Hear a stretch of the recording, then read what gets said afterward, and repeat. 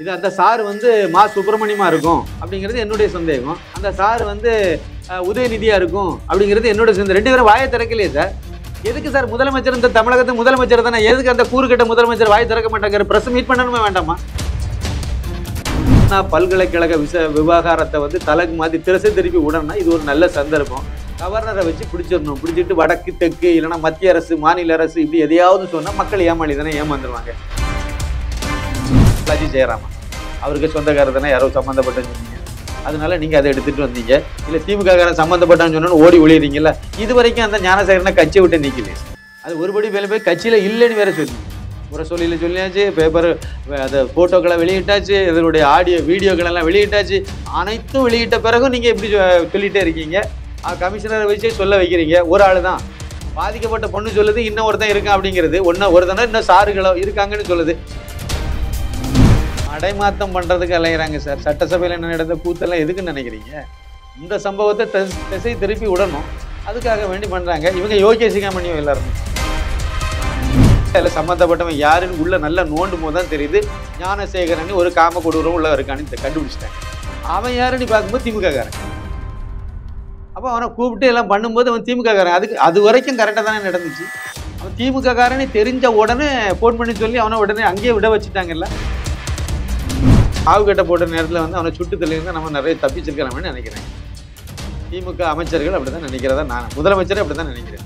அழகாக அதை செய்திருக்கலாம். செய்திருந்தால் இந்த இவ்வளோ தூரம் பெரிய அளவில் பிரச்சனை இப்போ அவனுக்கு ஏதாவது நடந்தாலும் நம்ம ஆட்சி தானே இப்போ காரணமாக இருக்க போகுது. ஆனால் பல்கலைக்கழக மாணவி பாதிக்கப்பட்டதுக்கு குரல் கொடுத்த மாதிரி அந்த சிறுமிக்கு குரல் கொடுக்க முன் வரல. ஒரிஜினலாக தான் உன்னை வந்து உங்கள் அப்பா கெடுத்தாரான்னு கேட்டாங்களா இல்லையா? இதெல்லாம் கேட்கலாமா? ஒரு இன்ஸ்பெக்டர் கேட்கலாமா? ஒரு பொம்பளை இருந்து கேட்கலாமா? இவங்க பெண்ணு தானே அவங்களும். தாய்மைங்கிறதே இல்லாமல் போச்சுதா? அப்போ இதெல்லாம் எதுக்கு? என்ன காரணம்? ஒரே காரணம், இந்த கற்பழிப்பு குற்றவாளியை காப்பாற்றும்.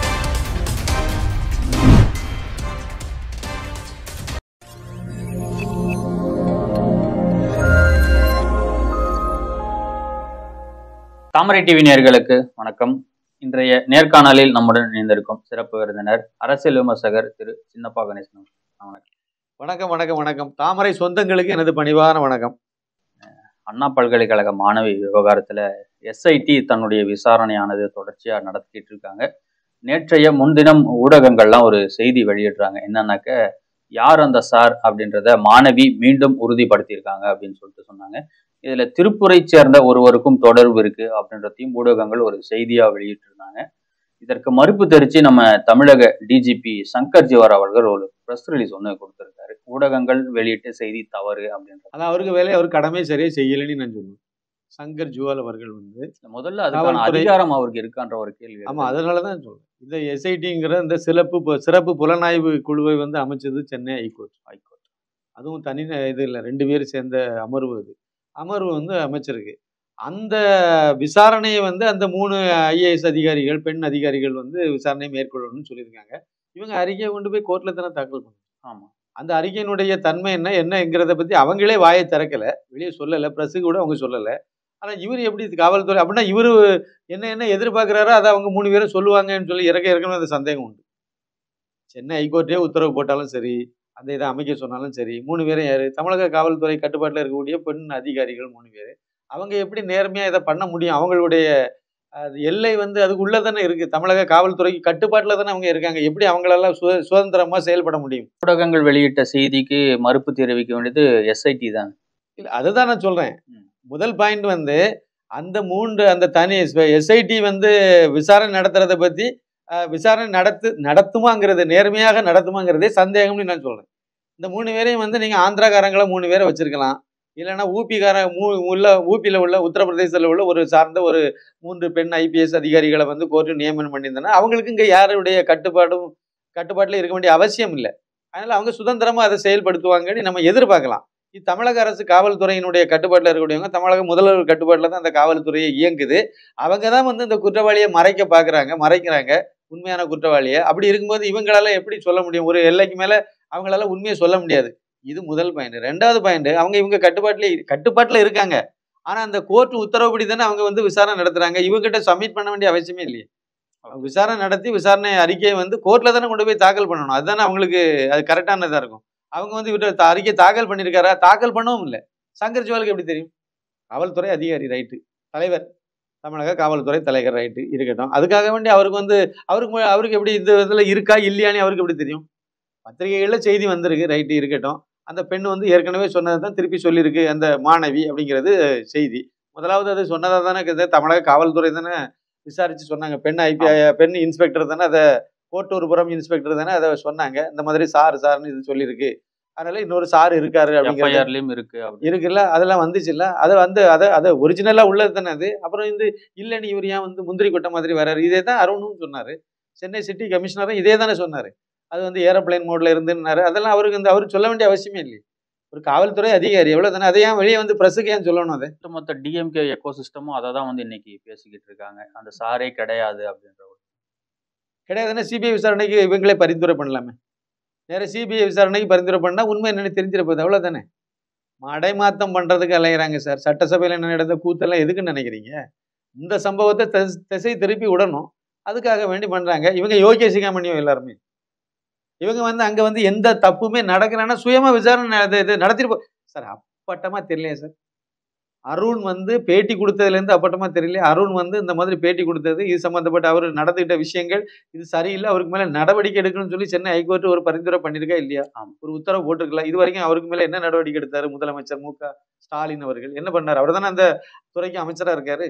இல்லைன்னா சங்கர் ஜுவால் என்ன நடவடிக்கை எடுத்தாரு? அவர் தானே காவல்துறை அதிகாரி, தமிழகத்தினுடைய தலைவரா இருக்காரு.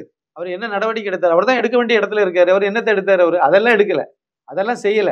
அவங்களெல்லாம் காப்பாத்திட்டு வக்காலத்து மட்டும் வாங்க வந்திருக்காரு. உண்மையான விஷயம் என்ன தெரியுமா? இப்போதைக்கு நீங்க விசாரிக்கப்பட வேண்டிய ஆள் வந்து அருண் ஐபிஎஸ். அவரை தான் நீங்க விசாரிக்கணும். அவருடைய மொபைலை வாங்கி செக் பண்ணணும், சோதனை பண்ணணும். அந்த 23ஆம் தேதி சம்பவம் அப்படின்னா அதுல இருந்து ஒரு வாரத்துக்கு யார் யார் அவர்கிட்ட தொடர்பு கொண்டாங்க, இன்னைக்கு வரைக்கும் யார் யார் போன்ல தொடர்பு கொண்டாங்க, என்னென்ன பேசினாங்க, அவ்வளோத்தையும் எடுங்க, உண்மை வெளி வந்து. ரொம்ப தொலைவுகள்லாம் போண்டாம். ரொம்ப விஞ்ஞான ரீதியாக யோசிக்க வேண்டியது கிடையாது. இந்த ஒரு இதை மட்டும் செய்தாலே போதும். அவருக்கு வந்து எந்தெந்த அமைச்சர்கள் எல்லாம் ஃபோன் பண்ணாங்க, என்னென்ன பேசினாங்க, என்னென்ன சொன்னாங்க அப்படிங்கிறதெல்லாம் கதையெல்லாம் நீங்கள் அதுலேருந்தே வந்துடும். அதை மட்டும் அந்த ஆடியோ மட்டும் வெளியே எடுங்க, முடிஞ்சு போச்சு, அவ்வளோதான். அப்போ அவரை விசாரணைக்குள்ள நீங்கள் விசாரணை வளையத்துக்குள்ள அவரும் வந்தால் தானே சரியா இருக்கும். அவர் எந்த அடிப்படையில் சொன்னார் சார்? இது வந்து வேற ஒரு மூன்றாம் நபர் கிடையாதுன்னு சொல்லி ஒரு விசாரணையே முடியாத கட்டத்தில் எப்படி அவரால் சொல்ல முடியும்? இம்மெச்சூரா எப்படி சொல்றாரு? ஒரு விசாரணை நடக்குதுன்னா முடிஞ்ச பிறகு தானே அவரே சொல்லணும். விசாரணை முடிஞ்ச பிறகு இதெல்லாம் இவ்வளவுதான், இதுக்கு மேல ஒண்ணு இல்லைங்கிற முடிவுக்கு விசாரணை எல்லாம் நடத்தி முடிச்சு விட்டாங்களா? அதுக்கு நடந்தது ஒரிஜினலா என்னது? இந்த மாணவி வந்து, பாதிக்கப்பட்ட மாணவி வந்து கமிஷனரை பார்த்து சொல்லுது, புகார் கொடுக்குறாங்க. அவங்க அங்க இருந்து நிறைய கோர்ட்டூர் மகளிர் காவல் நிலையத்துக்கு நீங்க போங்க, உங்களுக்கு கரெக்டா எல்லாம் செய்வாங்கன்னு அனுப்பியாச்சு. இது வந்து நேர்மையான ஒரு நடவடிக்கை. கோர்ட்டூர்புரம் அனைத்து மகளிர் காவல் நிலையத்துக்கு வந்தாச்சு. அங்க பெண் இன்ஸ்பெக்டர் இருந்து அவங்க எஃப்ஐஆரும் போட்டாச்சு, விசாரணை நடத்தியாச்சு. அப்புறமா தான் தெரியுது அதில் சம்மந்தப்பட்டவன் யாருன்னு உள்ள நல்லா நோண்டும் போது தான் தெரியுது, ஞானசேகரன் ஒரு காம கொடூரம் உள்ள இருக்கான்னு கண்டுபிடிச்சிட்டாங்க. அவன் யாருன்னு பார்க்கும்போது திமுக காரன். அப்போ அவனை கூப்பிட்டு எல்லாம் பண்ணும்போது அவன் திமுக காரன். அது வரைக்கும் கரெக்டாக தானே நடந்துச்சு. அவன் திமுக காரன்னு தெரிஞ்ச உடனே ஃபோன் பண்ணி சொல்லி அவனை உடனே அங்கேயே விட வச்சுட்டாங்கல்ல. எதுக்கு விட்டாங்க அவனை? ஒரு கற்பழிப்பு குற்றவாளி, அவனை எதுக்கு விட்டாங்க? அவனுக்கு மேலே நீங்கள் சிவியரான நடவடிக்கைலாம் எடுத்து எஃப்ஐஆர் போட்டு உள்ளல தள்ளியிருக்கணும், அவனை எதுக்கு வெளியே விட்டாங்க? வெளியே விட்டாங்க. அப்புறம் இந்த பிரச்சனை பெருசாகி அண்ணாமலையெல்லாம் உள்ள ஈடுபட்டு அவர் வந்து அப்புறம் அதை பெரிய விஸ்வரூபம் எடுக்க வச்ச பிறகு தானே இவங்க வந்து திருப்பி அவனை வர சொல்லி சொன்னோன்னா அவன் வந்துட்டான். உடனே கைது பண்ணேன்னு சொன்னாங்க. கைதுன்னு கணக்கில் காணிச்சாங்க. அப்புறம் மாவு கட்டு கணக்கில் காணிச்சாங்க. அது என்ன நாடகம் அது? எதுக்கு மாவு கட்டு போடணும்? அதை புரியலை. இப்போ அவன் வந்த உடனே நீங்கள் கூப்பிட்ட உடனே வந்துட்டான், நீங்கள் போன்னு சொல்லிட்டீங்க, போயிட்டான். திருப்பி ரெண்டாவது கூப்பிட்ட உடனே வந்துட்டான். அப்புறம் எதுக்கு மாவு கட்டு போட்டீங்க? தப்பிச்சு ஓடனா நீங்கள் வந்து மாவு கட்டு போடலாம். இல்லை மாவு கட்டினா எதாவது அடிச்சிங்க, தவறி விழுந்தான், அப்படி தானே ஏதாவது காரணம் சொல்லுவீங்க. இப்போ என்ன யோசிச்சுட்டு இருக்காங்கன்னா, அந்த நேரத்தில் மாவு கட்டை போட்ட நேரத்தில் வந்து அவனை சுட்டு தள்ளியிருந்தால் நம்ம நிறைய தப்பிச்சிருக்கலாம்னு நினைக்கிறாங்க. திமுக அமைச்சர்கள் அப்படி தான் நினைக்கிறதா, நான் முதலமைச்சரே அப்படி தான் நினைக்கிறேன். அழகாக அதை செய்திருந்தா இந்த இவ்வளோ தூரம் பெரிய அளவில் பிரச்சனை. இப்போ அவனுக்கு ஏதாவது நடந்தாலும் நம்ம ஆட்சி தானே இப்போ காரணமாக இருக்க போகுது. இவங்க தானே இருக்காங்க. அதனால எப்படியாவது அவனை காப்பாற்றியும் ஆகணும். அதே சமயத்தில் உண்மையை வந்து வெளியே வராமையும் பாதுகாத்துக்கணும். அதான் செய்கிறாங்க. இவங்க மடியில் கணையில் இல்லை சார். சிபிஐ விசாரணைக்கு பரிந்துரை சொல்லுங்க. முதலமைச்சருக்கு அந்த அதிகாரம் இருக்கு. அவரை பரிந்துரை பண்ண சொல்லுங்க. இந்த வழக்கை வந்து நாங்கள் சிஐடி விசாரணைக்கு நாங்கள் வந்து பரிந்துரை செய்கிறோன்னு சொல்லுங்க. நிறைய பேர் இவங்களுக்கு வக்காலத்து வாங்கி கதையெல்லாம் சொல்லிட்டு இருக்காங்கல்ல, அது சிபிஐ விசாரணைக்கு போனால் தாமதமாகும், அது நீண்ட நாள் எடுத்துக்கிடுவாங்க. அதெல்லாம் ஒன்றும் வேண்டாம், சிபிஐ கொடுங்க, அவங்க பார்த்துக்கிடணும். நீண்ட நாள் ஆகிட்டு போட்டுமே, கொடுக்க சொல்லுங்களா. ஏன் கொடுக்க மாட்டேங்கிறாங்க? உண்மை வெளியே வந்துடும். கள்ளக்குறிச்சி கள்ளச்சாராய சாவுல வந்து எதுக்கு இவங்க வந்து சிபிசிஐடி விசாரணைன்னு சொல்லிட்டு இருந்தாங்க? சிபிஐ விசாரணை தானே எல்லாரும் கேட்டாங்க.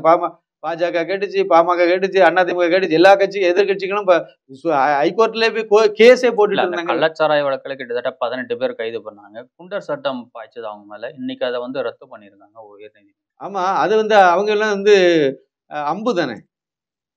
ஒரிஜினலா கள்ளச்சாராயம் காய்ச்சவன நீங்க கைது பண்ணவே இல்லை. என்னுடைய பார்வை அது. நீங்க வந்து அவரை வந்து ஏதாவது இப்பவும் இவரு மேல குண்டர் சட்டம் தான் போட்டு வச்சிருக்காங்க. இதெல்லாம் சும்மா கண் துடைப்பு நாடகங்க. ஞானசேகரன் மேல குண்டர் சட்டம். அப்ப நாங்க நடவடிக்கை எடுத்துட்டோம்ல, அவ்வளவுதான். அப்ப அந்த சார் யாரு அவரை சொல்லுங்க, அதுக்கு எதை பண்ணுங்க அப்படின்னா அது வந்து எதுக்கு எப்ப கசிய விட்டாங்க? திட்டமிட்டு கசிய விட்டது. எதுக்கு வந்து அதை கசிய விடணும்? இதுக்கு முன்னாடி எல்லா வழக்கிலையும் எதுவுமே பதிவிறக்கம் பண்ணி எல்லாத்துக்கும் பப்ளிக் பாக்குங்கன்னு சொல்லி போட்டிருக்காங்களா? அப்படிலாம் ஒன்றும் இல்லைல்ல. சரி, சட்டப்படி வந்து இது தப்புன்னு அவங்களுக்கு தெரியாதான்னு வச்சு, காவல்துறையில இருக்கக்கூடிய அதிகாரிகளுக்கு தெரியாதா? அருணுக்கெல்லாம் தெரியாதா? ஐஏபிஎஸ் அவர் படிக்கலையா? காப்பி அடிச்சு வந்துட்டாரோ? இல்ல, இதெல்லாம் கூறுகட்டத்தனமா இல்லையா இதெல்லாம்? அப்ப இவங்க வந்து என்ன நோக்கம் அப்படின்னா, அந்த பாதிக்கப்பட்ட பெண்ணை வந்து அந்த குடும்பத்தை வந்து பயமுறுத்தணும், அச்சுறுத்தணும். ஏதாவது பண்ணினா இதுக்கு மேல இப்படிதான் நடக்கும் அப்படின்ட்டு துணிஞ்சு வெளியே வந்து சொன்னதே பெரிய விஷயம். பாதிக்கப்பட்ட ஒரு இப்படி பல மாணவிகள் அங்க இந்த மாதிரி பாதிக்கப்பட்டிருக்காங்கன்னு இப்ப சொல்றாங்கல்ல. யார் அந்த சார் அப்படின்ற ஒரு விஷபந்தனமான பிரச்சனை வந்து இங்க இருக்கிற எதிர்கட்சிகள் முன்னெடுக்கிறாங்க அப்படின்னு சொல்லிட்டு சேகர் பாபு அவர்கள் ஒரு குற்றச்சாட்டு வைக்கிறாரு. அந்த விஷத்தை எப்படி கலைக்கணும் அப்படின்றதுக்கான மூலிகை வந்து நம்ம தமிழக முதலமைச்சர் ஸ்டாலின் கிட்ட இருக்கு அப்படிங்கிறது. அதுதான் கவர்னரை பிடிச்சு இழுத்துருக்காங்க. யார் அந்த சார்னா அது கவர்னர் தான் அந்த சார்னு சொல்லி வன்னியரசு மூலமா சொல்லி பரப்பி பார்த்தாங்க வேலைக்கு அவரை. ஏன்னா கவர்னர் ஆர் என் ரவி அவரும் ஒரு போலீஸ்காரர்ல. இது என்னதான் திருட்டுத்தனம் பண்ணாலும் இவங்க கொள்ளைக்காரன் தானே, இவங்க கொள்ளை கூட்டம் தானே. இவன் என்ன பண்ணாலும் திருடர்கள் தான். அவர் போலீஸ்காரரு, அண்ணாமலை போலீஸுக்காரரு. அதனால பருப்பு வேக மாட்டேங்குது. அதனால இவங்க வந்து மூலிகை தெரியும், மூலிகை தெரியதெல்லாம் இருக்கட்டு. நீங்க இந்த யாரு இதுல உங்களுக்கு அந்த பயம் இல்லைல்ல, துணிச்சலா நீங்க வந்து சிபிஐ விசாரணைக்கு நீங்களே பரிந்துரை பண்ணிடலாம்ல. ரொம்ப நியாயமா இருக்கும்ல. சந்தேகங்கள் வந்து போச்சு, சிபிஐ விசாரணைக்கே நாங்க பரிந்துரை பண்றோம். அது தமிழக காவல்துறைக்கு சம்பந்தம் இல்லாதது. அது வந்து மத்திய அரசினுடைய கட்டுப்பாட்டில் இருக்கக்கூடிய அமைப்பு. அவங்க வந்து சுதந்திரமா அந்த இதை அணுகுவாங்க. அப்படித்தானே இவங்க எதிர்கட்சியா இருக்கும்போது எல்லா வழக்குக்கும் அதானே கேட்டாங்க. ஒவ்வொரு வழக்கும் அது பொள்ளாச்சி பாலியலா இருக்கட்டும், எந்த வழக்கு தரப்பு என்ன கோரிக்கை வைக்கிறாங்கன்னாக்கா இந்த வழக்கு வந்து இந்த மாநிலத்துல நடக்கக்கூடாது, வேறொரு மாநிலத்துல நடக்கணும் அப்படின்னு. கண்டிப்பா அதான் நடக்கணும். ஜெயலலிதா வழக்குங்க நடந்தனாக அது நீதி கிடைக்காதுன்னு சொன்ன கும்பல் தானே இவங்க. அப்புறம் என்ன, ஜெயலலிதா அவங்க வந்து அவங்களுக்கு மேல உள்ள அந்த ஊழல் வழக்கு வந்து தமிழகத்துல நடக்கக்கூடாது, அதனால வேற மாநிலத்துக்கு மாத்தணும்னு சொன்னவங்க தானே இவங்க. திமுக காரங்க தானே சொன்னாங்க. சொல்லி மாத்தினாங்கல்ல, கர்நாடகத்துல கொண்டு போய் தானே நடத்தினாங்க. அதே மாதிரிதான் KS அழகிரி வழக்கும் ஆந்திராக்கு போச்சு. இதே மாதிரி இதெல்லாம் அங்க கொண்டு போனாங்கல்ல. அங்க வந்து அதுக்கு வந்து நீதி கிடைக்காதுன்னு சொல்றீங்கல்ல. அப்புறம் இந்த வழக்கு மட்டும் எப்படி நீதி கிடைக்கும்? எந்த வழக்குக்கும் இவங்ககிட்ட நீதி கிடைக்காது சார். அண்ணா நகர்ல பல தடவை நம்ம திருப்பி பேசிட்டோம். இதே பாலியல் வழக்கு தானே. அண்ணா நகர்ல 10 வயசு சிறுமி பாதிக்கப்பட்ட அந்த சிறுமிக்கு நீதி கிடைக்க கூடாதுன்னு சொல்லிட்டு சுப்ரீம் கோர்ட் வரைக்கும் போனாங்களா இல்லையா? அதுவும் இதே மாதிரி இதே நீதிபதி தான். அதுல சிவஞானமும் சுப்பிரமணியமும், இதுல வந்து சுப்பிரமணியமும் லட்சுமி நாராயணனும் இருக்காங்க. அதே சுப்பிரமணியம் அதுலயும் இருக்காரு, இதுலயும் இருக்காரு. அந்த நீதியரசர் 2 பேரும் சேர்ந்தானே அந்த வழக்கை வந்து எடுத்தாங்க. அதுல யார பின்புலமா யார்? அந்த சிறுமிக்காகவோ இல்லைன்னா அவங்க பெற்றோருக்காகவோ இல்லைன்னா ஏதாவது ஒரு வகையில அதிமுகவோ பாமகவோ பாஜகவோ ஏதாவது அரசியல் ரீதியா சம்பந்தம் இருக்கா? கிடையாது. சிறுமிக்கு வந்து பாதிப்பு ஏற்பட்டிருக்கு. இன்னும் சொல்ல போனா அவங்க இதுல முன்வரவே இல்லை. யாருமே இந்த அண்ணா பல்கலைக்கழக மாணவி பாதிக்கப்பட்டதுக்கு குரல் கொடுத்த மாதிரி அந்த சிறுமிக்கு குரல் கொடுக்க முன் வரல. ஒரிஜினலா தான் உண்மை.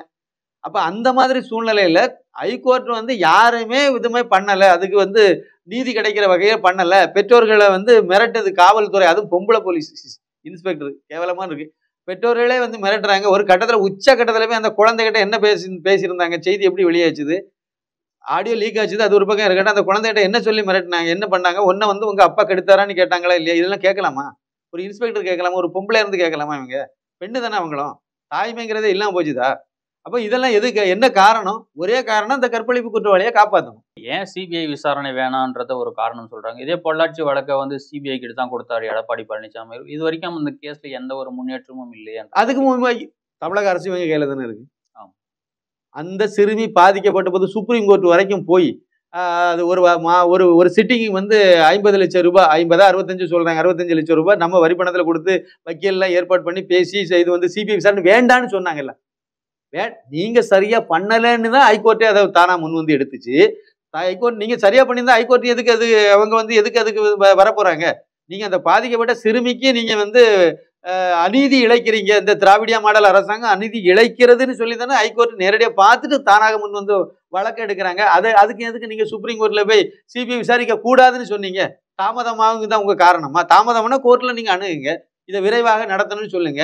விரைவாக நடத்தி குறிப்பிட்ட காலத்துக்குள்ள அதுக்கு தீர்ப்பு சொல்லணும்னு நீங்க கோரிக்கை வைங்க. அதுக்கு ஒரு சிறப்பு நீதிமன்றத்தை நீங்க ஏற்படுத்துங்க, ஒன்றும் தப்பு கிடையாது. சிறப்பு அதுக்கு ஒரு விசாரணை இதெல்லாம் வைக்கலாமே, நடந்துட்டு தானே இருக்கு. சிறப்பு விசாரணை குழு வச்சு இப்ப மட்டும் சிறப்பு விசாரணை குழு சென்னை ஹைகோர்ட் போட்டிருக்கலாம். அது என்னது? அது சீக்கிரமா விசாரணை விரைந்து முடிக்க தான் வச்சிருக்காங்க. அதே மாதிரி நீங்க கோரிக்கை வைங்க, அவங்க வச்சிருக்க போறாங்க. சிபிஐக்கே இந்த உத்தரவு போடலாமே கோர்ட்டு. சிபிஐக்கு வந்து நீங்க வந்து சிபிஐ விசாரணை வந்து எங்களுக்கு அதில் ஒன்றும் பிரச்சனை இல்லை, சீக்கிரம் விசாரணை நடத்தி முடிக்கணும், அதையும் கோர்ட்டே உத்தரவு போடுறேன்னா உத்தரவு போட போறாங்க. ஒரு மாசத்துக்குள்ள நீங்க விசாரணை நடத்தி முடிக்கணும், முடிக்க போறாங்க. அவ்வளவுதானே. ஒரு மாசமோ 15 நாளோ 2 வாரமோ சொல்லுங்க, ஏதாவது ஒண்ணு சொல்லுங்க. உத்தரவுப்படி அவங்க செய்ய போறாங்க. உங்களுக்கு நோக்கம் அது இல்ல, திமுக காரனா காப்பாற்றணும், அதுதானே நோக்கம் உங்களுக்கு.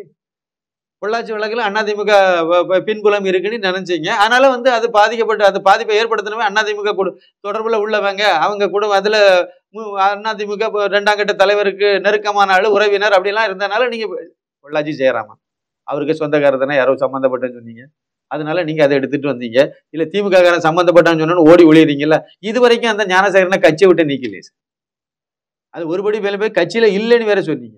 முரசொலியில சொல்லியாச்சு, பேப்பர் அதை போட்டோக்களை வெளியிட்டாச்சு, இதனுடைய ஆடியோ வீடியோக்கள் எல்லாம் வெளியிட்டாச்சு. அனைத்தும் வெளியிட்ட பிறகும் நீங்க எப்படி சொல்லிட்டே இருக்கீங்க? கமிஷனரை வச்சே சொல்ல வைக்கிறீங்க. ஒரு ஆளு தான் பாதிக்கப்பட்ட பொண்ணு சொல்லுது, இன்னும் ஒருத்தன் இருக்கான் அப்படிங்கிறது. ஒருத்தன இன்னும் சாருகளோ இருக்காங்கன்னு சொல்லுது. இவனுக்கு இது முதல் சம்பவம்னு எப்படி நீங்க நினைக்கிறீங்க? இதுல வந்து பல்கலைக்கழகத்தில் உள்ள யாருமே சம்பந்தமே இல்லைன்னு எப்படி சொல்றீங்க? இவனுக்கு பொண்டாட்டி அங்கதானே வேலை பார்க்கிறா, அப்ப எப்படி சம்பந்தம் இல்லாம எப்படி இருக்க முடியும்? இப்ப அந்த வாக்குமூலத்துல, அதாவது தேசிய மகளிர் ஆணையம் விசாரணை நடத்தினதுல வந்த தகவல்ல இதெல்லாம் வருது இல்ல. அந்த மாணவி வந்து இது முதல் முறை இல்ல, இந்த மாணவிக்கு முதல் முறை. ஆனா இது மாதிரி பல மாணவிகளை பண்ணியிருக்காங்க. இந்த மாணவிட்டு நான் எங்கெங்கெல்லாம் கூப்பிடணும் அங்கெல்லாம் வரணும், யார் யாரு கூட எல்லாம் படுக்க சொல்றேன் நீ படுக்கணும், இதெல்லாம் அவங்க வச்ச இது அப்படின்னா. இந்த சம்பவம், இந்த வீடியோ வந்து அந்த பெண்ணை ஏதோ ஒரு வகையில இவங்க பண்ண மாதிரி ஒரு வீடியோ எடுத்து வச்சு மிரட்டியிருக்காங்கன்னு தானே உண்மையா இருக்க முடியும். அவங்க 2 பேரும் அங்க இருந்து எதுவுமே தப்பு பண்ணலையே. அவங்க 2 பேரும் உட்கார்ந்து பேசிட்டு இருந்தாங்க. அதை வீடியோ எடுத்து என்ன பண்ணுவீங்க? அந்த பையனுக்கு வீட்டுக்கு அனுப்பிடுவீங்களா, அந்த பொண்ணுக்கு வீட்டுக்கு அனுப்பினீங்க என்ன பண்ணுவீங்க? ஒண்ணுமே இல்லையே அதுல. அப்ப அந்த பொண்ணு நீங்களே ஏதோ ஒண்ணு பண்ணா இன்னொருத்தன் இல்லாம எப்படி பண்ணுவீங்க? ஆள் பார்க்கண்டாமா? யாரும் வராங்களா போறாங்களான்னு பார்க்க வேண்டாமா? அப்புறம் வந்து இன்னொன்னு, அங்க நடந்தது எங்க? லேபுக்குள்ள வச்சு பண்ணிருக்காங்க. லேபுக்குள்ள எப்படி கூட்டிட்டு போனாங்க? அப்போ வேற யாருமே இல்லாம இவன் ஒருத்தன் 2 பேரை அடிச்சு, ஒருத்தனை அடிச்சு துரத்திட்டானா, ஒருத்தன் அந்த பொண்ணை கூட்டிட்டு போயிட்டான். என்ன கதை சார் இது? புதருக்குள்ள நடந்துன்னு சொல்லலையா? புதருக்குள்ள இருந்துச்சு. அப்புறம் ஆடிக்கார் இருந்துச்சு. ஆடிக்கார்ல சார் அந்த நம்பர் பிளேட்டை ஒரு போட்டோ எடுத்து நீங்க வந்து அந்த நம்பரை வந்து வாகன்கிற இதுல போட்டாலே உங்களுக்கு அவன் அது யாருடைய காரணம் தெரிஞ்சிருமே. இது வரைக்கும் விசாரணை பிடிச்சு கண்டுபிடிக்கவே இல்லையா? என்ன இது? இந்த மாதிரி எத்தனை இன்னும் பல பெண்கள் இந்த மாதிரி பாதிக்கப்பட்டிருக்குன்னு தேசிய மகளிர் ஆணையமுடைய விசாரணையில அது தெரிய வரும்போது, தமிழக காவல்துறை மட்டும் அதை விசாரிச்சு கண்டுபிடிக்கலன்னா அது என்ன கணக்கு? இல்ல, இன்னைக்கு சட்டமன்றத்துல அதிமுக உள்ளிட்ட எதிர்கட்சிகள் யார் அந்த சார் அப்படின்றத கேள்வியா எழுப்பியிருக்காங்க. பேட்சும் அணிஞ்சு போயிருக்காங்க அதிமுக.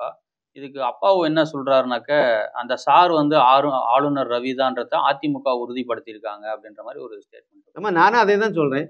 இது அந்த சார் வந்து மா சுப்பிரமணியமா இருக்கும் அப்படிங்கிறது என்னுடைய சந்தேகம். அந்த சார் வந்து உதயநிதியா இருக்கும் அப்படிங்கிறது என்னுடைய சந்தேகம். 2 பேரும் வாயை திறக்கலையே சார். எதுக்கு சார் முதலமைச்சர், இந்த தமிழகத்து முதலமைச்சர் தானே, எதுக்கு அந்த கூறுகட்ட முதலமைச்சர் வாய் திறக்க மாட்டாங்க? பிரஸ் மீட் பண்ணணுமா வேண்டாமா? மீட் பண்ணி இதை பத்தி பேசணுமா வேண்டாமா? இதுல வந்து இதான் விஷயம்னு சொல்லணுமா வேண்டாமா? ஏன் சொல்லல? 1ஆம் தேதி அன்னைக்கு அவருக்கு பிறந்த நாள், அந்த புத்தாண்டு வாழ்த்து பெறது வாங்குறதுக்கு எல்லாரும் போனாங்கல்ல. மா சுப்பிரமணியம் அவரை பார்க்கும்போது அவருடைய ரியாக்ஷன் எப்படி இருந்தது? அந்த வீடியோ எடுத்து திருப்பி பாருங்க. அது அவருடைய ரியாக்ஷன், முதலமைச்சருடைய ரியாக்ஷன் எப்படி, முக பாவனை எப்படி இருந்துச்சு, அவருடைய உடல் மொழி என்னத்தை வெளிப்படுத்திச்சு, அதை எடுத்து திருப்பி இருக்க பாருங்க. அங்கே தெரிஞ்சு போயிடும். சும்மா கவர்னர் தான் பண்ணாரு. இவரெல்லாம் இவர் சபாநாயகர்.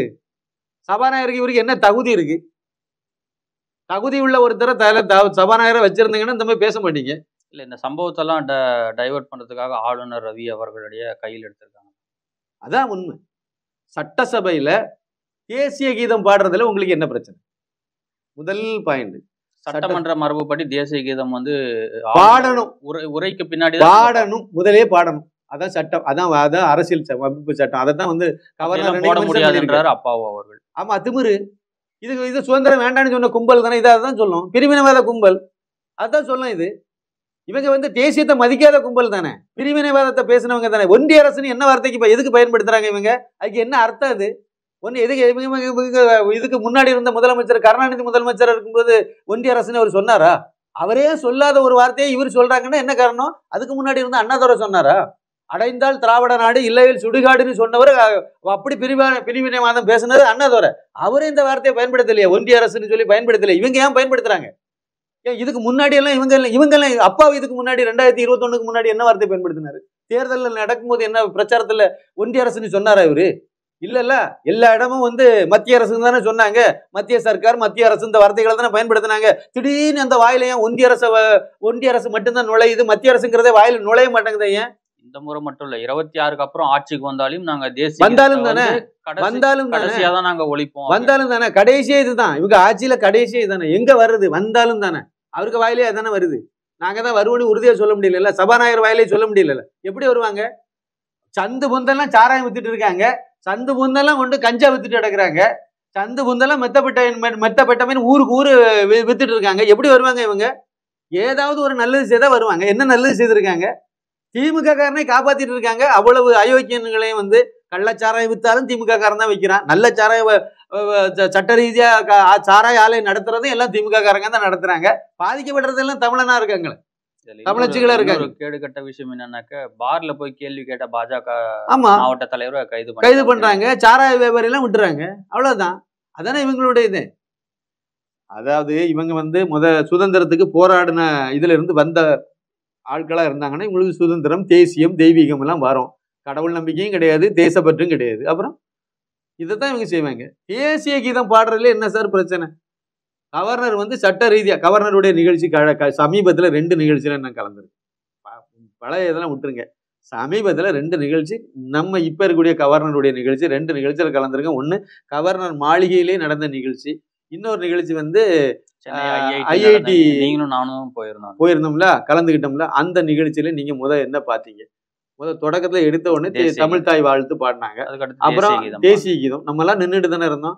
அதெல்லாம் முடிச்சவரை தான் நிகழ்ச்சிக்கு உள்ள போனாங்க. அப்புறம் எல்லாம் முடிஞ்சவரை தேசிய கீதம் அங்க பாடி அதான் முடிச்சாங்க. இதுதானே சம்பிரதாயம், இதுதானே சட்ட ரீதியானது, இதுதானே. அதைத்தான் அவரு பின்பற்றாரு கவர்னர். போன வருஷமும் இதே மாதிரி பண்ணாங்க. அவர் வெளிநடப்பு பண்ணாரு. அதோட அது முடிஞ்சு போச்சு. இந்த வாட்டி அவர் தெளிவா இருக்கிறாரு. அதான் அவர் என்ன அப்படின்னா, கவர்னர் போகும்போது சொல்லியிருக்காரு, நீங்க இந்த மாதிரி தேசிய கீதத்தெல்லாம் முதலையும் பாடணும், கடைசிலையும் பாடணும். தமிழ் தாய் வாழ்த்து பாடணும் ஃபர்ஸ்ட், அதுக்கு பிறகு தேசிய கீதம் பாடணும், அப்புறம் தான் நிகழ்ச்சி. கவர்னர் உரைக்கு பிறகு முடியும் போது தேசிய கீதத்தை மறுபடியும் பாடணும். இதுதான் இந்தியா முழுக்க சட்டத்தை இது நடைமுறையில் இருக்கு. இதான் அரசியலமைப்பு சட்டம் நமக்கு சொல்லியிருக்கு. அந்த மாண்பை நம்ம காப்பாற்றணும், அதுபடி நடக்கணும்னு அவர் சொல்லியிருக்காருல்ல. அப்பாவுக்கு ஏன் அவர் வாத்தியார் இருந்தவருக்கு இது கூட மண்டையில ஏறாதா? தெரியாதா? இது என்ன கூறுகட்டத்தனமான பேச்சா இருக்கு. அவர் எல்லாம் சொல்லி விட்டாரு. அப்ப இவங்க எடுத்துட்டு பார்த்தாங்க. இந்த அண்ணா பல்கலைக்கழக விவகாரத்தை தலைக்கு மாத்தி திருப்பி விடணும்னா இது ஒரு நல்ல சந்தர்ப்பம். கவர்னரை வச்சு பிடிச்சிடணும். பிடிச்சிட்டு வடக்கு தெற்கு இல்லைன்னா மத்திய அரசு மாநில அரசு இப்படி எதையாவது சொன்னா மக்கள் ஏமாளி தானே, ஏமாந்துருவாங்க. அப்படி நினைச்சுக்கிட்டு ஆரம்பிச்சு அழகா பண்ணாங்க. அவரை கவர்னர் உரையை வாசிக்க விடாம இவங்களே ஒரு இதை செக் வச்சுட்டாங்க. நீங்க எத்தனை ஆளுநரை நீங்க மாத்தி போட்டாலும் தமிழ்நாடு சட்டமன்றம் இப்படிதான் நடக்கும்ன்றத பதிவு பண்றேன். மக்கள் மன்றம் அடுத்த எலெக்ஷன் வரும்ல, இவங்கள வீட்டுக்கு அனுப்பிடுவாங்க. அப்புறம் இவங்க நினைச்சிட்டு இருக்காங்க கூட்டணி பலமா இருக்குன்னு நினைச்சிட்டு இருக்காங்க. இதே மாதிரி கடந்த காலங்கள்லயும் கூட்டணி எல்லாம் பலமா தான் வச்சிருந்தாங்க. அப்பெல்லாம் போயிட்டாங்க வெளியே. அதே மாதிரி தான் இதுவும் நடக்கும். இதுல இவங்க எதிர்பார்த்தது என்னன்னா, கவர்னர் இந்த இதை பிரச்சனையை பெருசாக்கி இன்னைக்கு பாருங்க அவ்வளவு மெயின் ஸ்ட்ரீம் மீடியாவில இதான் விவாதமா இருக்கும். இதான் விவாத பொருள். நோக்கம் தானே, டூல்கிட் தானே. இதை பண்ணுவோம். அப்படியே நீங்க இதை வச்சே பேசி பேசி பேசி அண்ணா பல்கலைக்கழக மாணவி கற்பழிப்பு விஷயத்தை அப்படியே மூடி மறைச்சிடணும். அதுக்கு இதை எடுத்துட்டு போகணும். அதை செய்யறாங்க. மக்கள் பார்த்துட்டு இருக்காங்களே. அதாவது நாங்க இந்த நாட்டை மதிக்க மாட்டோம், சுதந்திரத்தை மதிக்க மாட்டோம், சுதந்திர வீரர்களை போற்ற மாட்டோம். யாராவது ஒரு ஆள் இந்த இது வரைக்கும் இருக்குல்ல, கிட்டத்தட்ட 3.5 வருஷம் ஆகி போச்சுல, வாஞ்சிநாதனுடைய பிறந்த நாள் நினைவு நாளுக்கு இது வரைக்கும் யாராவது ஒரு மாலை போட்டேன்னு சொல்லுங்க.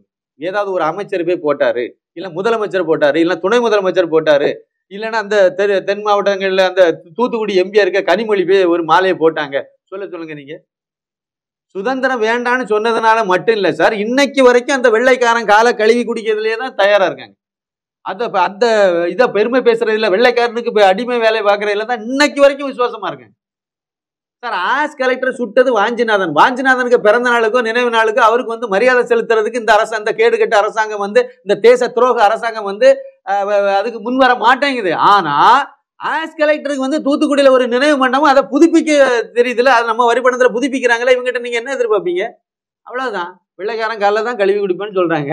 தேச துரோகி தான் நாங்க அப்படிங்கிறாங்க. திருப்பி திருப்பி பண்றாங்க. காஷ்மீர் இந்தியாவுக்கு சொந்தம் இல்லைன்னு சொன்ன கட்சி இது. அதே மாதிரி வந்து இந்திய வரைபடம் இப்ப சமீபத்துல தானே வெளியிட்டாங்க. இந்த வைக்கம் போராட்டத்துல ஈடுபட்ட ஈவேர் அவர் என்னத்தை ஈடுபட்டார் போது அதுவே பிராடுத்தனம். போயிட்டு வந்தாரு, கெஸ்ட் போயிட்டு வந்தாரு, அவ்வளவுதான். 604 நாள் நடந்த போராட்டத்துல இவர் போயிட்டு வந்தாரு.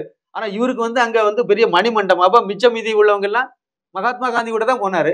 தமிழ்நாட்டுல இருந்து இன்னும் நிறைய பேர் போயிருந்தாங்க. ராஜாஜி போயிருந்தாரு, இன்னும் நிறைய பேர் போயிருந்தாங்க. பெருமாள் பிள்ளை போயிருந்தாரு, நிறைய பேர் போயிருந்தாங்க. இவங்க எல்லாம் அப்ப மனிதன் கிடையாது. இவங்க எல்லாம் வந்து அதுல பங்கெடுத்தவங்க கிடையாது. இவர் ஒருத்தர் தான் போனாரா? சரி இருக்கட்டும், நீங்க அங்க போனீங்கல்ல, அது சம்பந்தமா ஒரு வீடியோ வெளியிட்டு இருந்தாங்கல்ல. அந்த வீடியோல இந்திய மேப்பு வரைபடத்துக்கு என்ன வச்சிருந்தாங்க? காஷ்மீர்ல வந்து பாதி இல்லை. டிஎம்கே ஐடிவிங்க வெளியிட்டு ஐடிவிங்க வெளியிட்டு எல்லாம் பண்ணாங்க. டிஐபிஆர்லையும் வெளியிட்டாங்க. அப்புறம் அண்ணாமலை வந்து அதை அந்த டிஐபிஆரை மட்டும்தான் அவர் கண்டிச்சார். அது வந்து தப்பு, அரசாங்கத்தினுடைய ஒரு நிறுவனம் நடக்கல, திமுகவினுடைய கிளைக்கழகம் மாதிரி செயல்படுதுன்னு சொல்லி அவர் கண்டிச்ச பிறகு அவங்க எடுத்து விட்டாங்க அந்த பேஜ்ல இருந்து. இவங்க அதுதான் வச்சிருந்தாங்க. அப்புறம் இவன் நோக்கமே வந்து அதானே, சீன ராக்கெட்டை வச்சே தப்பு இல்லைன்னு சொன்னாங்க கனிமொழி. இதுக்கு நீங்க என்ன சொல்ல போறீங்க? விளம்பரத்துல அது எலெக்ஷனுக்கு முன்னாடி நடந்த விளம்பரம், அது நிகழ்ச்சி. அது தூத்துக்குடியில நடந்த நிகழ்ச்சிகளை வந்து அன்னைக்கு உள்ள திமுக விளம்பரத்துல வந்து அனிதா ராதாகிருஷ்ணன் பேர் போட்டு முழு பக்க பத்திரிகை விளம்பரம் கொடுத்திருக்காங்க. அதுல வந்து இந்திய ராக்கெட்டை வைக்க சீன ராக்கெட்டை வச்சிருக்காங்க. இதை வந்து பிரஸ்ல உள்ளவங்க கேட்கறாங்க, அதுல என்ன தப்பு இருக்குன்னு கேட்டாங்க. இவங்ககிட்ட நீங்க என்ன சொல்லுவீங்க? ஒரே ஒரு இதுதான், மக்கள் திருந்தணும். இந்த தேச துரோக கும்பலை வீட்டுக்கு அனுப்பணுங்கிற முடிவு அடுத்து 2026 கண்டிப்பா எடுத்துருவாங்க. இவங்க இப்படியே போயிட்டு இருந்தாங்கன்னா இவங்க யாரு ஓட்டு போடுவோம் போது? அதான் இவங்களை வந்து மோடி இந்த ஆட்சியை கலைக்க மாட்டாரு சார். அதான் இவங்களுடைய பெரிய இது அவ்வளவு அயோக்கியத்தனத்துக்கு காரணமே தான். எந்த சூழ்நிலையில அந்த மனிதர் வந்து எந்த மாநில அரசையும் கலைக்க கூடாதுங்கிறதுல உறுதியா இருக்காரு. அதுல அவரு கலைக்க மாட்டாரு. இந்திரா காந்தி மாதிரி இந்த 10 வருஷத்துக்குள்ள கலைச்சா இந்த இது மேற்கு வங்காளம் இதெல்லாம் எப்பவுமோ கலைச்சு தள்ளியிருப்பாங்க. ஜனநாயக ரீதியாக ஓட்டு போட்டு மக்கள் தேர்ந்தெடுத்து வச்சிருக்காங்க. அது ஓட்டுக்கு ரூபா கொடுத்தாங்களா இல்லைங்கிறது வேற கதை. ஆனா ஜனநாயக ரீதியாக அவங்க தேர்ந்தெடுக்கப்பட்டுட்டாங்க. அதனால நம்ம அதை வந்து உதாசீனப்படுத்த வேண்டாம், அதுக்கு மரியாதை கொடுக்குன்னு நினைக்கிறாரு மோடி. அதை ஒரு சாதகமா வச்சுட்டு இதை ஆடிட்டு கிடக்குறாங்க இவங்க. இல்லைன்னா அப்பாவெல்லாம் இப்படி பேசுவாரா? சட்டத்துல இருக்கப்படி நாங்க நடத்த மாட்டோம், சட்டசபையை நாங்க தனியா தான் நடத்துவோம். எல்லாத்தையும் தாண்டி நான் ஒண்ணு கேட்கிறேன் சார், இந்த கூட்டத்தொடருக்கு என்ன பேரு? ஆளுநர் உரையோட அந்த சட்டமன்றம் தொடங்கும். அதுக்கு பிறகு என்ன பண்ணணும்? ஆளுநர் உரைக்கு நன்றி தெரிவிச்சு தீர்மானம் நிறைவேற்றணும். அதுல எல்லாரும் பேசணும். இதென்ன முறை? ஆளுநரே உரை நிகழ்த்தல, அப்புறம் என்ன புண்ணாக்குங்க கடை சாத்திட்டு போக வேண்டியதானே? அப்புறம் அங்க என்ன அலுவல் உங்களுக்கு? ஆளுநரே உரை நிகழ்த்தலையே, ஆளுநர் உரையே பண்ணல, அதை எப்படி ஆளுநர் உரைன்னு சொல்லி சபாநாயகர் வாசிக்கிறாரு? ஆளுநர் ஆங்கிலத்துல வாசித்தார் உரையை, அதை தமிழ்ல வந்து சபாநாயகர் மொழிபெயர்த்து வாசித்தாருன்னா அது ஒரு லாஜிக் இருக்கு, கரெக்ட். அவர் சொன்னதை இவர் தமிழ்ல சொன்னாருன்னு சொல்லி எடுத்துக்கலாம். ஆனா அவரே வாசிக்கவே இல்லையே சார். அந்த ஒரு உரையை எப்படி நீங்க வாசிக்கிறீங்க? ஆளுநரே இல்லாம ஆளுநர் உரைன்னு சொல்லி எப்படி நீங்க வாசிக்கீங்க? அப்பாவை எப்படி வாசிக்க முடியும்? சபாநாயகர் உரைன்னு சொல்லுங்க. அதை அப்படி ஒரு உரையே கிடையாது. அதுதானே இவங்க செய்யறாங்க. இவங்க எதை சட்டத்தை என்னைக்கு மதிச்சாங்க இவங்க? அதான் இவங்க வந்து இது இல்ல என்னன்னா, இனிமே இந்த உரைக்கு ஒரு விவாதம் நடத்துவாங்க நாளையில இருந்து. இல்ல இவங்க சட்டமன்ற மரபை பத்தி பேசுறாங்கல்ல, கடந்த இதான் சட்டமன்ற மரபு. ஆளுநரே உரை நிகழ்த்தலையே, அப்புறம் என்ன மரபு அங்க வேண்டி கிடக்கு? இந்த உரையே நீங்க நடத்தல, அவர் நிகழ்த்தல, அந்த உரைக்கு மேல நாளை விவாதம் நடத்துவாங்க சார். நாளையில இருந்து நடத்துவாங்க, விவாதம் நடத்தி அதுக்கு பிறகு தீர்மானம் நன்றி தெரிவித்து தீர்மானம் நிறைவேற்றுவாங்க. இது கேலி கூத்தான விஷயமா இல்லையா? அவரே நிகழ்ச்சி அந்த உரையே நிகழ்த்தலையே, அப்படியே ஓரமா தூக்கி போட்டுட்டு அடுத்த வேலையை பார்க்க வேண்டியதானே? சட்டத்துக்கு புறம்பானது தானே இது. ஆளுநர் உரை நிகழ்த்தி ஆகணுங்கிறதானே சட்டம். அதனாலதான் நீங்க அவரை கூப்பிட்டு அவரை மட்டும் அவமானப்படுத்தல, தேசிய கீதத்தையும் சேர்த்து அவமானப்படுத்தி அனுப்பிவிட்டீங்க. தேச துரோகிகள். திமுகனாலே தேச துரோகி கட்சி தான். அதே மாதிரி இந்த திராவிடிய மாடல் அரசாங்கம்னா அது தேச துரோக கும்பல் தான் நாங்க அப்படிங்கிறத உறுதிப்படுத்தியிருக்காங்க மீண்டும் ஒரு முறை. அதுதானே உண்மை. மக்கள் பார்த்துட்டு இருக்காங்க. அவங்க ஏதோ நினைச்சிட்டு இருக்காங்க, இந்த தொலைக்காட்சிகள் எல்லாம் நம்ம சொன்ன மாதிரியே செய்வாங்க, இந்த அதாவது அச்சு ஊடகங்கள்லாம் நம்ம சொன்ன மாதிரியே செய்யறாங்க. நம்ம என்ன சொல்லமோ அதுதான் செய்தியை நீங்க என்ன படிக்கணும், நம்ம என்ன படிக்கணுங்கிறத இவங்க முடிவு பண்ணி நமக்கு தந்துருவாங்க. இதெல்லாம் முடிஞ்சு போச்சு சார் அந்த காலம். இப்ப இந்த பிரச்சனை கூட எப்படி வெளியே வந்துச்சு? அண்ணாமலை அங்க சவுக்கு அடிச்சதை லேசா ஒரு குறிப்பிட்ட செகண்ட் போட்டுட்டு ஓட்டி விட்டுட்டு போயிட்டாங்க. தமிழக தொலைக்காட்சிகள் எல்லாம் அதோட அவங்க கடமை முடிஞ்சு போச்சு. 4வது தூணு சரிஞ்சு மண்ணா போயிட்டு அதோட. ஆனா வந்து இது எங்க வந்துச்சு? சோசியல் மீடியால பெருசா வந்துச்சு. அதானே சோசியல் மீடியா, யூடியூப் சேனல்கள் மூலமாக பட்டி துட்டி எல்லாம் போயிட்டு இங்க இருந்து அது இந்தியா முழுக்க பரவி போச்சுது. டெல்லி ஊடகங்கள் எடுத்து விவாதம் பண்ண போறதானே இங்க செத்து போன ஊடகங்கள் திருப்பி லேசா வந்து எட்டி பார்த்துச்சு. அதானே உண்மை. இப்ப எல்லாம் மக்களே பேச ஆரம்பிச்சுட்டாங்க. அதனாலதான் விடுதலை சிறுத்தைகள் வரைக்கும் வெளியே வந்து அதை பத்தி விவாதிக்கணும்னு சொல்லிட்டு வந்து நிக்கிறாங்க. அவங்க நோட்டீஸ் கொடுத்துருக்காங்களே, அதுக்கு என்ன சொல்ல போறாரு இவரு? சபாநாயகர் தான் நோட்டீஸ் கொடுத்தாங்க. பாலாஜி தான் கொண்டு கொடுத்துருக்காரு. இது வந்து இந்த அண்ணா பல்கலைக்கழக மாணவி கற்பழிப்பு சம்பந்தப்பட்ட விஷயத்தை வந்து இது வந்து விவாதிக்கணும், அல்ல ஒத்திவைப்பு தீர்மானம் வந்து நோட்டீஸ் கொடுத்துருக்கோம், அந்த ஒத்திவைப்பு தீர்மானத்தை நீங்க ஏத்துட்டு அதன் மேல இந்த சப்ஜெக்டை வந்து விவாதிக்கணும்னு சொல்லி கொடுத்துருக்காங்களே. அவர் எது கொடுத்துருக்காரு? ஒரே காரணம் என்னன்னா, இது பேசுபடு பொருள் ஆயிட்டு மக்கள்கிட்ட போய் சேர்ந்துட்டு, மக்கள்கிட்ட எல்லா இடமும் போனோம், ஒரு விழிப்புணர்வு வரணும், மக்கள்கிட்ட போய் சேரணும் அப்படின்னு சொல்லி நினைச்சாரு அண்ணாமலை. அதனால அந்த மனிதர் அவரை வந்து சவுக்கால அடிச்சுக்கிட்டாரு. அதன் மூலமாக இது எல்லாத்திட்டும் போய் சேர்ந்துட்டு சென்று அடைந்து விட்டது. சென்று எல்லாத்திட்டும் போய் சேர்ந்துட்டுல இனிமே வந்து என்ன ஒன்றும் பண்ண முடியாதுல்ல. அதனால இனிமேலும் இந்த திமுக அரசாங்கத்துக்கு முட்டு கொடுத்தா போற இடம்ல செருப்படி தான் கிடைக்குங்கிறது திருமாவளவனுக்கு புரிஞ்சு போச்சு. அதனால அவர் அதை எதிர்க்கிறாரு. கம்யூனிஸ்டுக்காரங்களுக்கு புரிஞ்சு போச்சு, அதனால அவங்க எதிர்க்கிறாங்க. வேல்முருகனுக்கு வந்து எலும்பு துண்டு போட்டுட்டாங்க. அதனால ஒரு வாரமா அங்க இருந்து வேற மாதிரி பேசிட்டு இருந்தவர் இன்னைக்கு வந்து அது வந்து கவர்னர் தான் வந்து அந்த யார் சாருங்கிறது கவர்னர் தான் அப்படிங்கிற அவர் பேசுறாரு. சட்டசபையில நின்று குரல் கொடுக்கிறார். கவர்னர் தான் பொறுப்புங்கிறார். கவர்னர் தான் அடிப்படையில பொறுப்பு அப்படிங்கிற வேந்தருங்கிற அடிப்படையில பொறுப்புன்னா அது வந்து தமிழகத்துல ஆட்சி இல்ல, அதாவது இந்த திமுக ஆட்சி இல்லாம இப்ப கவர்னர் ஆட்சியா இருந்தா அவர் பொறுப்பு. கவர்னர் ஆட்சினா சட்டம் ஒழுங்கு அவர் தான் பொறுப்பு, அதுல சந்தேகமே கிடையாது. இப்ப இருக்க முதலமைச்சர் அப்ப எதுக்கு இருக்காரு? காவல்துறை எதுக்கு அவருக்கு கட்டுப்பாட்டுல வச்சிருக்காரு? கையால் ஆகாதுன்னா விட்டுட்டு போங்க, விட்டுட்டு போங்க, கவர்னர் பாத்துக்குவார். கவர்னர் ஆட்சி அமல்படுத்தி அவர் 10 வாரத்து எலெக்ஷன் வரைக்கும் அவர் பாத்துக்குவாரு. அப்ப அவர் பொறுப்பு. சட்ட ஒழுங்கு உங்க கையில தானே இருக்கு. அதுக்கு இது போலீஸ் டிபார்ட்மெண்ட் உங்க கையில தானே இருக்கு. அந்த பொறுப்பு அந்த இதுக்கு துறைக்கு நீங்க தானே அமைச்சரா இருக்கீங்க. அப்ப நீங்க தானே பொறுப்பு. அப்புறம் துணை முதலமைச்சர் பொறுப்பேற்க மாட்டாரோ? வாயே திறக்கலையே சார், இது வரைக்கும் வெளியே வரலையே. ஏன் பேட்டி கொடுக்கல? உங்களுக்கு தான் மடியில கரணம் இல்ல, தைரியமா சொல்ல வேண்டியது தானே. சொல்றதுக்கு துப்பு இல்லாம தானே இருக்கீங்க. அப்புறம் என்ன? இது எல்லாம் திருப்பி நான் அதான் சொல்ல, மக்கள் பார்த்துட்டு இருக்காங்க. ஒவ்வொரு விஷயத்தையும் மக்கள் உன்னிப்பா கவனிச்சுட்டு இருக்காங்க. பழைய அண்ணாதுரை காலம் கருணாநிதி காலம் மாதிரி இல்லை, இது அண்ணாமலை காலம். எல்லாத்துக்கும் எல்லாமே உண்மை உடனே தெரிஞ்சுக்கிட்டு இருக்கு. அதனால இன்னும் ரொம்ப நாள் ஏமாற்ற முடியாது. இதுல ரொம்ப ஆறுதலான விஷயம் என்ன அப்படின்னா, எதிர்கட்சிகள்லாம் முன்னு சேர்ந்துட்டு இதுல எல்லா கட்சியுமே கொள்கை அதெல்லாம் தூர வச்சுட்டு இப்போ பாஜக இதை எடுத்திருக்கு அப்படின்னா அதிமுக அவங்க பங்குக்கு அவங்களுடைய இதனை கூட சட்டசபையில வந்து பேட்ஜ் எல்லாம் கொண்டு போய் உள்ள வச்சு குத்திட்டாங்க. என்ன பண்ணி நீங்க மாணவர் யார் அந்த பல்கலைக்கழகம் முன்பு அந்த கருப்பு பேட்ச் எல்லாம் அவங்க குத்தி அவங்க போராட்டம் நடத்தி அவங்க கைதாகி ஏற்கனவே வந்து எக்ஸ்பிரஸ் அவென்யூ போய் அவங்க அது அதிமுக ஐடிவில இருந்து பண்ணாங்க. இவரு சாட்டை எடுத்து இவர் அடிச்சுக்கிட்டு இவர் இது பண்ணாரு. இங்கேயும் போராட்டம் நடத்தினாங்க, எல்லாம் பண்ணாங்க. சீமான் பண்ணாரு. பாமகல இருந்து சௌமியா அன்புமணி தலைமையில அவங்க அந்த போராட்டம் தொகுதியிலே வந்து யார் அந்த சார் உதயநிதி சார் சொல்லுங்க, போஸ்டர் அடிச்சு போட்டாங்க, போஸ்டர் அடிச்சு போட்டாங்க, கிழிச்சு போட்டு அதான் அவங்க அதானே செய்வாங்க. அதெல்லாம் கண்டுபிடிக்க மாட்டாங்க. யார் அந்த சாருங்கிறத கண்டுபிடிக்க மாட்டாங்க. சம்மந்தம் இல்லாம அந்த மூதாட்டி அந்த பாட்டியம்மாவே துரத்தி தனிப்படை அமைச்சிட்டு தெரியுறாங்க. அதானே கேவலமா இல்லை இது? நான் என்ன கேட்டேன்னா, ஒரு பாட்டியை நீங்க துரத்துறீங்க, இன்னும் 1000 பாட்டி இனிமே வருவாங்க. இன்னும் வரக்கூடிய இந்த பொங்கலுக்கு பிறவே வந்துருவாங்க. இந்த பொங்கலுக்கு 1000 ரூபாய் கொடுக்காம இருக்கட்டும், அதுலயே வந்துருவாங்க. முதல் கொடுக்க மாட்டேன்னு சொன்னாங்க, இப்ப கொடுக்கலாமான்னு பரிசீலனை இருக்கணும்னு இன்னைக்கு சொல்லிட்டு இருக்காங்க. அனைவா கொடுக்காம மட்டும் இருக்கட்டும். பொங்கல் முடிஞ்ச 2வது நாளே பாருங்க எல்லா போஸ்ட்லையும் சாணி அள்ளி வீசுவாங்க. நடக்கும் என்ன பாருங்க, எல்லா வயசான அம்மாக்களும் எல்லா தாய்மார்களும் இளைஞர்களும் எல்லாருமே பண்ணுவாங்க. நீங்க அப்புறம் என்ன செய்வீங்க? ஏன்னா இன்னும் அந்த மக்களுக்கு தெரியல, இந்த 1000 ரூபாய் நிப்பாட்டி வச்சிருக்க கதையே அவங்களுக்கு தெரியல. பாமர மக்கள் தானே, அவங்க வழக்கம் போல அந்த பைய எடுத்துட்டு அரிசியெல்லாம் வாங்கிட்டு வருவோம், போவோம், பொங்கலுக்கு கொடுப்பாங்க. அப்ப போய் போகும்போது அங்க போய் 1000 ரூபாய் கேட்கும் போது தான் தெரியும். அப்பதான் ரேஷன் கடையில அங்க இந்த பூகம்பம் அங்கதான் வெடிக்க ஆரம்பிக்கும். மற்றபடி விவரம் தெரிஞ்சவனுக்கு இது தெரியும். மற்றவங்க அவங்க பாமர மக்களுக்கு பெரும்பாலும் அவங்களுக்கு தெரியல, நல்லா பேசாம இருக்காங்க. நீங்க நம்ம கொடுக்கலன்னு தெரியும் போது அவங்க கோபம் வரும். அப்பதான் தெரியும். நீங்க தானே போய் சொன்னீங்க எடப்பாடி பழனிசாமி கிட்ட, நாங்க வந்து 2500 ரூபா அவரு கொடுத்த போது நீங்க என்ன சொன்னீங்க? என்ன டைலாக் பேசினாரு இவரு? 2500 ரூபா கொடுக்க வேண்டாம் என்று நான் சொல்லவில்லை, அது கூட இன்னும் ஒரு 1500 போட்டு 5000 கொடுங்க. அது என்ன கணக்கு முத? இல்ல அது என்ன கணக்குன்னு எனக்கு தெரியல. 5000 ரூபா கொடுக்கணுமா? 2500 ரூபா கொடுத்து அதுல கூட ஒரு 1500 ரூபா கொடுத்து 5000 ரூபா 4000 ரூபா தானே வரும்.